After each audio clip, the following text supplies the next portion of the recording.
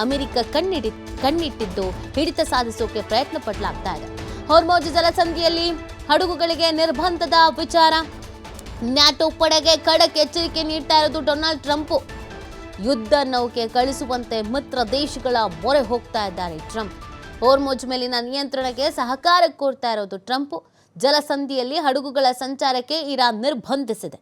ಹಡಗುಗಳ ಮುಕ್ತ ಸಂಚಾರಕ್ಕೆ ನಾವು ನಿರಂತರ ಪ್ರಯತ್ನ ಮಾಡ್ತಾ ಇದ್ದೇವೆ. ಆದರೆ ನ್ಯಾಟೋ ಪಡೆಯ ದೇಶಗಳಿಂದ ಸೂಕ್ತ ನೆರವು ಅನ್ನೋದು ಸಿಗ್ತಾ ಇಲ್ಲ ಅಂತ ಟ್ರಂಪ್ ಇದೇ ಸಂದರ್ಭದಲ್ಲಿ ಹೇಳ್ಕೊಳ್ತಾ ಇರೋದು. ನಾವು ಎಲ್ಲ ಥರದ ಪ್ರಯತ್ನವನ್ನು ಪಡ್ತಾ ಇದ್ದೀವಿ, ಆದರೆ ನಮಗೆ ಬೆಂಬಲ ಅನ್ನೋದು ಸಿಗ್ತಾಗಿಲ್ಲ. ಆ ಬೆಂಬಲ ಅನ್ನೋದು ನಮಗೆ ಬೇಕು.